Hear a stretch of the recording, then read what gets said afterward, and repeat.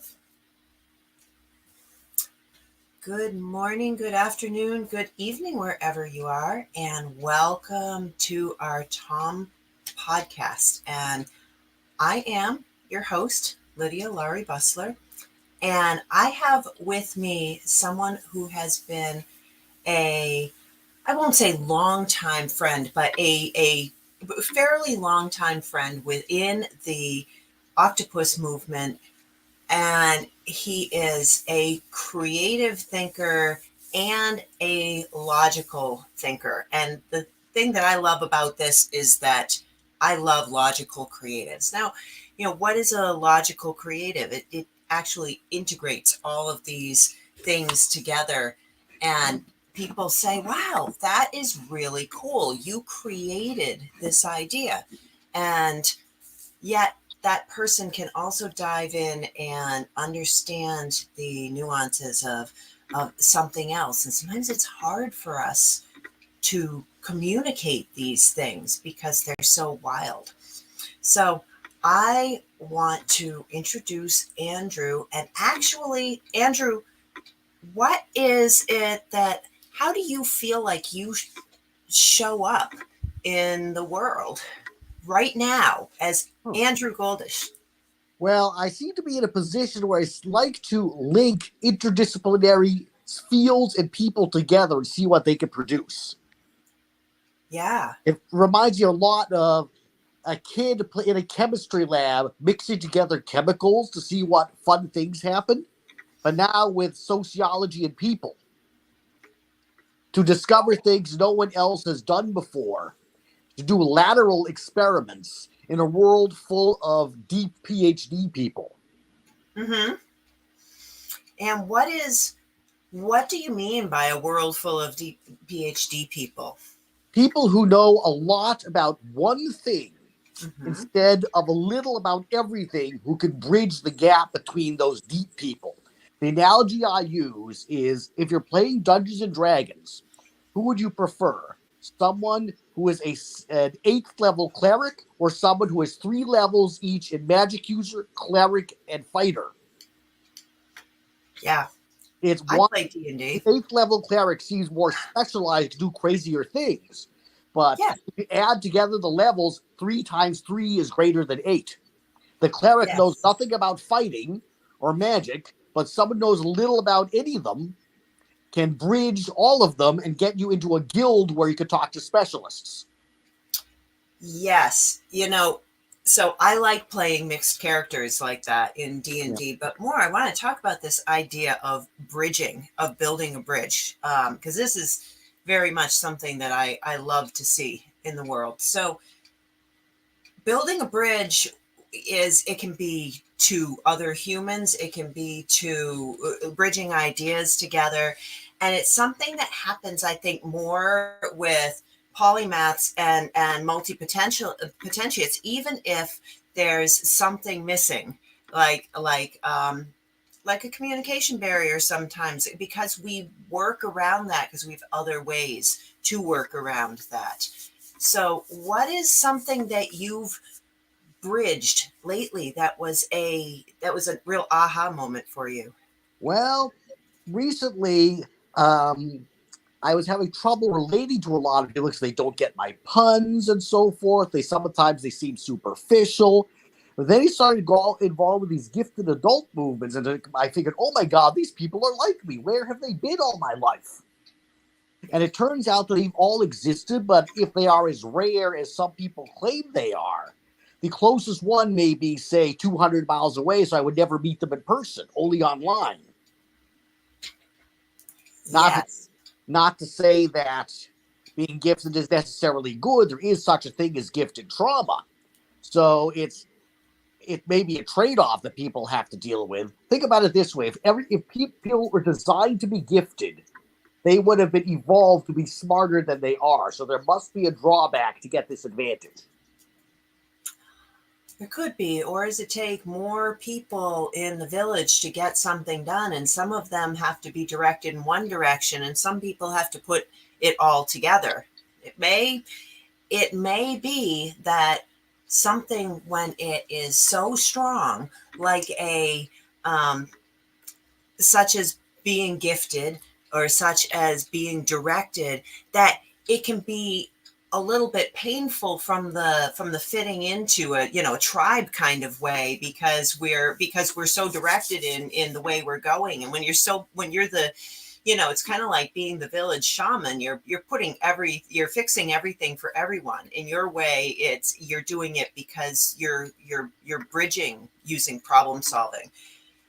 It's interesting how you say that, because one of my friends just said that she thinks I'm experiencing what is the equivalent of a shamanic awakening. And I don't know that much about shamanism, but who knows? I may look into it. Yeah, absolutely. And the nice thing is, when you're curious, you're curious. And if you fret, and sometimes I think this happens to a lot of us in school and a lot of people now in school, because some teacher says, "Oh, this is your brilliance, but boy, you're not acting in the right way in this other way." And we say, "Oh, we're not acting the right way," and our brains will go to that thing that we need to fix and act the right way, and all of a sudden we're someone else. But when we come to this point, we know we're curious, and we can just relax into the fact that, oh my goodness, curiosity is fun. There's a lot more that can happen. Yeah, negativity bias. It's interesting because I was smart as a kid, but my social skills were so poor, I was actually put in a special needs program as a kid, which I didn't like at all. I just wanted to be left on my own, playing with my blocks, but they force you to have circle time and things like that. One size fits all doesn't work for special needs. Yeah, absolutely. I'd love to put this question out to the audience, knowing that the audience isn't in here with us and able to answer back. But how many times have any of you had an experience where you were said that you were something that you were not, such as that you needed special help in something, and that's not at all what you needed special help in? You just weren't understood, and you weren't in a place that acknowledged your brilliance and your way of being in the world. I bet that there are a lot of people watching this podcast or watching this podcast later that will actually identify with some time in their life when somebody, either because of a system that said, "Oh, this person is different, put them over here and get them help so they can be normal," or they put them in a place thinking they would help and it wasn't quite right. When did you start to advocate for yourself, or just find that everything was putting you in a place that worked, like like all of your, or did everything ever work, or you still feel like things don't work? Well, again, I'm still dealing with the ramifications of my childhood, of me not fitting in. And it is quite possible that I probably would have fit in with the right people. So I can't tell if the problems I had were because I couldn't communicate at all, or I could only communicate with the right people. Right. I did have a couple of very close friends as a child, though, so I probably was able to do it. Mm-hmm. But I'm guessing, though, at least the best friend probably was extremely gifted as well. He's unfortunately passed on, but it is quite possible I would fit in much better in a different environment. Yeah. But there's no way to prove it. Yeah. No, there's not. So, what's something that you have accomplished lately, or just created lately, taken part in, that really excites you? Well, I am getting involved with the Gifted Adult community, and I'm on part of the planning committee for an event called Nerdstock, which, when finally developed to its mature form, we're at the pilot stage right now, is going to be a yearly Woodstock style event for highly gifted adults. In a field, everything. Amazing. How many people show up to that? We don't know. We're still planning the first one right now. It's going to be the first pilot will be in Tacoma in September. Okay. And the first full size, I should say medium size event, but full capability event is probably going to be May into June in Boston. Right. Okay. I guess when I was asking that question, I was thinking more of any live event of Nerd Stock in the past. I have been to various Zooms with the live as in online or in person. Whichever. Okay, online, I've gone to many Puttyverse events, which is for polymaths. I was at a recreational math conference for Martin Gardner fans, a famous math columnist for Scientific American. Yep, I like reading Mark Gardner. Yeah, you probably would have loved his conferences. Next one's in 2 years, and oh god, what other live events? I belong to the Harvard Club. I'm eligible through my MIT degree, and they seem very nice there. Oh boy. And just various online groups, Facebook, everything. Yeah. Yeah.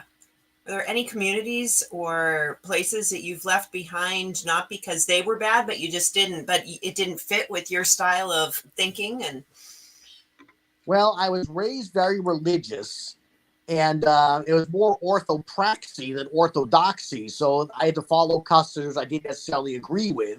And it was only in my 30s that I managed to start escaping from that. Now, that may work for some people, but I may have questioned too much. It just never fit in. right. Or you questioned the exact amount that you needed to and found some other form of belief or spirituality or just a peer group that made more sense to you. Because Yeah. when we fit in is when I'll see if you agree with this, but when we fit in is when we feel more connected to the divine, to Correct. if we don't fit in, then we're not really connecting. Yeah, basically whatever you believe in as a higher power, a community, a different plane of existence, or, oh God, I shouldn't say polymathic, a more higher level of abstraction worldview of everything, which seems to subsume everything. Yeah. Basically, a grand theory of everything for the people. Yeah. Yeah. With the people being able to participate and give their own epiphanies, that makes it more real and more enticing and it brings more curiosity out in other members of the community. I think works really well with that too, when there's something that everybody believes in, and it may be God, it may just be God, and then somebody says, well, this is how I have experienced this. And everybody says, and some people say, that happened to me too. Or with, we're in this octopus movement together. And there's Perry Knopert, and he's our intrepid leader, because he's the brainchild behind all of this. And he goes out walking in the woods with his bare feet. And this is actually a method of, he does forest bathing. And is that not connection to the divine? Other people go out with him and they say, oh my goodness, this is, my mind calms down and opens up. Yeah, it's called grounding when you walk barefoot. It's actually supposed to be very helpful. It's something that I provide for people in a weekly online setting, that I do a grounding room, and it's just 15 minutes. And I have people actually connect to their feet, but I have them connect to themselves and their breath, and I'm good at grounding. But some people, they don't ever have that time with their feet on the ground. Mm-hmm. And so because for they're them, wearing it happens is mind-blowing. Yeah, because interesting, you have to understand that we were designed not to wear shoes and stuff like that. We weren't designed not to wear, we were designed basically for an environment in probably Central Africa 1 million years ago. We weren't built for society. We weren't built for communities of more than 150 people. No wonder we're out of touch. Yes, that evolution has been so fast that people are, I believe that we're not hugely, um, that we're not hugely adapted to it yet. Some people manage to, but we're not. And that's why we're always looking for online communities and ways of connecting. As we see all these people and we say, hey, that's my people there, or those people are happy, or those people are whatever it is that we need, to be employed, to be intellectually stimulated, to be creating. And so we look, but we're flooded with all of this, not just information that might not be correct and is biased about things going on in the world, but also intellectual information, which again might be incorrect. Or there are so many studies that just get put out there and they get funded, and so they're out there and people think that these are the way things are, and they in fact aren't. They're faulty studies. I know you probably know what I'm talking about, but a lot of people don't realize how many studies out there are not right, that the information in them is not complete, and then there are others that it is complete. So it's very hard for people to put things together. And simultaneously, in addition, they have to understand that there are fields of ability and talent which are never studied because they don't make whoever it is money. For instance, you get people tend to talk a lot about talent in software and math and so forth, but art. Yeah. Having grown up and gotten and wanted to be in the medical field, but went into music and art, and having being degreed in performance and in intaglio printmaking, I understand this very well. But so the ways of polymaths is, and you can definitely be a polymathic creator, and that can go into, that's the building in different types of engineering as an architecture, as well as the creating innovative things in dance, or in visual art, or in music, or in film, that actually solve problems, because because if there's music that relaxes someone and puts them in the state of mind in which they can get over a problem over here, and that problem solves something for this other person, who is then able to create something that helps the world, the art is involved in that. Mm-hmm. And it's interesting because you know why it's so easy to remember songs as compared to the Gettysburg Address? Because setting something to music makes it much easier to remember and understand. Even like, again, I was raised Jewish, there are specific notes to use for the Torah when it's chanted in synagogue. And basically turning it into a song, which is the way a Bronze Age culture would have done it, makes it more easy to memorize. Yeah. So true. And we're participatory. I mean, no matter what, you mentioned us being just in small villages, and in those villages, we sang and we danced and we pounded and we shared stories, and those things had to be, and they naturally were shareable. And we could, the way that music and ideas, I firmly believe this. Somebody can prove me wrong, and I'll listen. But that we need to be able to take away some parts of this idea that we can participate in some way, in order to make it intrinsic to our own way of thinking, like a song. We can be a composer and say, hey, I'm wild and crazy, and I'm incredibly intellectual, and I don't care if you don't get my music, because this is what I'm putting out there. And you won't really survive in the world, because you're not making it so that other people can remember it. If it exists as a point, there's nothing wrong with that. It just won't connect to people. But when we connect to people in some way, and it's why popular music is so popular, because it's catchy. You can get You can hum a few bars. You can go away singing it in your head. You can actually dance at the concerts, as opposed to a lot of classical music, which is failing. You're not supposed to dance in the aisles, and you're not supposed to, don't clap in between. And people need to participate. You could dance in the aisles at concerts if that desire to dance has not been suppressed.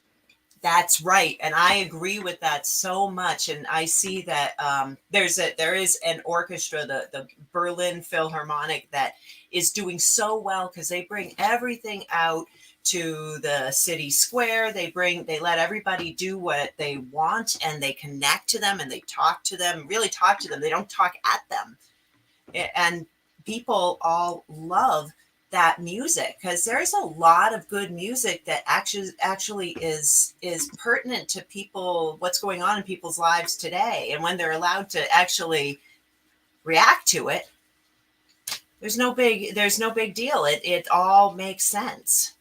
Yeah, it was probably a bit of a mistake for society to repress all creativity and emotion for the sake of efficiency.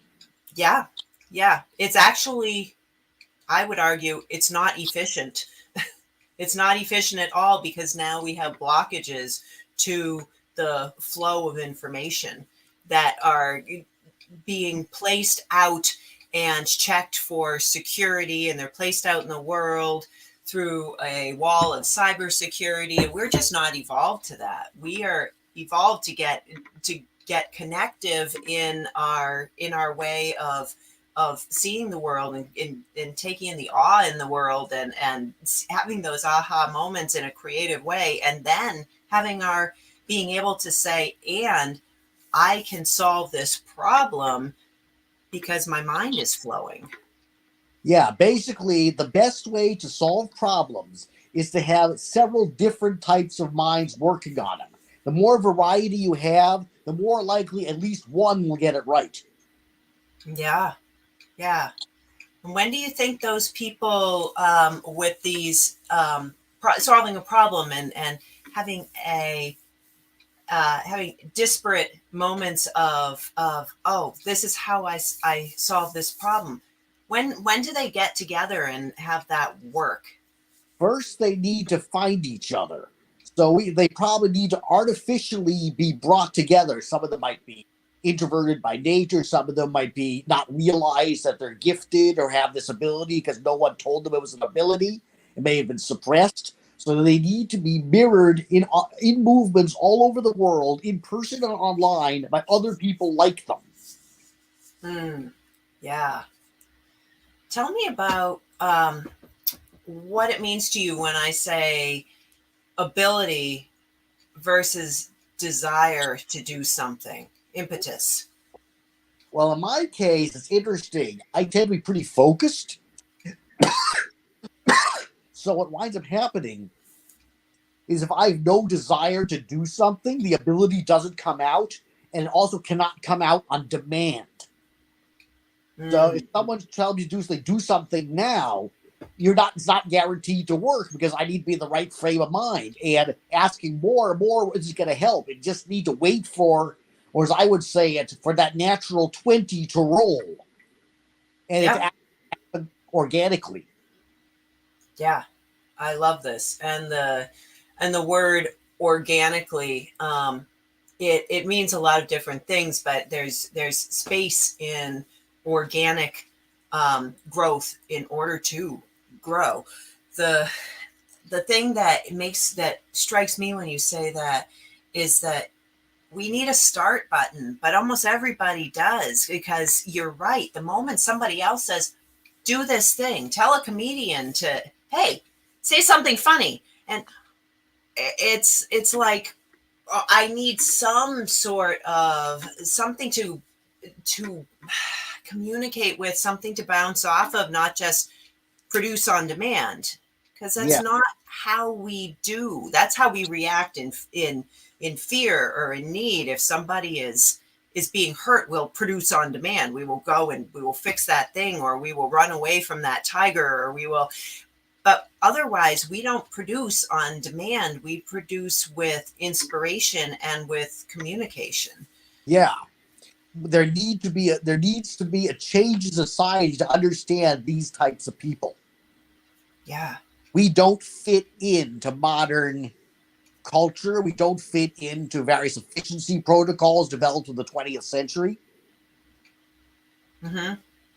Have you found that you have fit in places at this point with other people who are either like you or not exactly like you, but are open?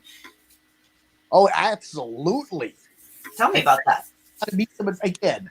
The Harvard Club is a bunch of bright people who are very open-minded. The various online gifted groups, they are so much like me. Prior to that, I had only met one person like that. Yeah. Yeah. And that was it. And when you are with somebody else who's not at all like you, but who inspires a dialogue and open-mindedness in a different way, how do you tend to do you take that with curiosity? Do you take Very that much, with with something that you'll create with it? How do very you much so. More information to link into the matrix. Yeah. Well, the matrix is a bad. Yeah, I understand. The link into the system. Oh, let's see what this does. More things to learn. More rabbit holes to study. One of Yeah. my favorite expressions is a new friend is a gateway to an entirely new universe. Yeah, exactly. And that universe can be, it's like they're all drawers in our mind, or they're all places that we go, but when we go there they expand because there's no walls. It's like it's an extra dimensional space kind of in there when you actually use it that way. If you think about it, walls are artificial in knowledge. Back in the old days, weren't science and philosophy considered the same department or something like that back in Aristotelian times? Yeah. Yes. Yeah. Karen Ziegler said loved your quote about that. A new friend is a gateway to another universe. It's it's so true. It opens up doors. It opens up universes when we can. And I feel like, for me, that's what an epiphany is. When we have such an aha moment that it opens up another world, and it's the most Yes. beautiful feeling. And very often, it may have been latent in you all along and was suppressed because it wasn't accepted as when you were younger. So it's been hiding there the whole time, and all of a sudden you get this internal resonance deep down inside that something is trying to get back out again. Yeah, yeah. Andrew, I believe in improving with age. I don't have anything saying what this is, but just improving with age. And I see that in you so much, that you are just able to enjoy life so much more, and actually feel like you have a purpose, and you have things to give, and an interchange. And that's happening more and more because of your mindset, and that you are just a sparkling example of improving with age. Well, thank you. You have to understand. Remember, back in the old days, the elders were seen as wise people, Yeah. except not in American society. In fact, would you realize that the word Senate, as in the leaders of Rome, comes from the word senex, which means old? It was likely originally the elders. Yeah. The Yeah. Native American tribes, many tribes venerate the elders, whereas in many Western cultures, they're shunted into nursing homes because everybody values being young better than being old. Superficiality and physical strength rather than mental strength and wisdom. Right. And yet there are also youth who have ideas, but they're not lifted for those ideas. I mean, a few are. This isn't a blanket statement, but so many aren't lifted for those ideas. They instead are lifted for their athletic prowess, which is great too. I mean, it's But wonderful too. But athletic prowess is a form of giftedness.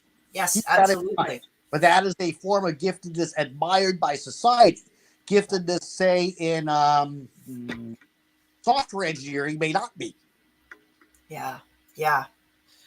So as we wrap this up, what is something that you would tell the viewing audience that is how you have experienced the most growth, how you would facilitate showing up in a more joyful way?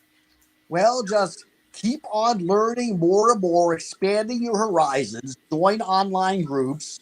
For all we know, just go to random websites, assuming they are safe, and see what you find. I remember there used to be an old Google, I think it was Google, link that said, check if you're lucky or something like that. Or check something like that. And it would give you a random website. Yeah. Good. Basically, the thing is, the problem though is if you're very gifted or you like to study, more likely than not, when you try to expand your horizons, you're just running into another area on the same plane. You're not expanding into another plane. The premise being that if you know about it, you've already seen it before. You need and you will only look for things similar to that because it's connected to what you've seen before. The thing is, though, you need to get blindsided by something that effectively violates your laws of physics for things to really start getting interesting. That's how you grow.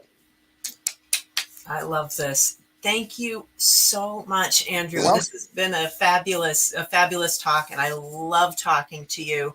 And we have to let the audience go, but everybody, thank you for being here on our Octopus Movement podcast. And thanks for being here, Andrew. Thank you.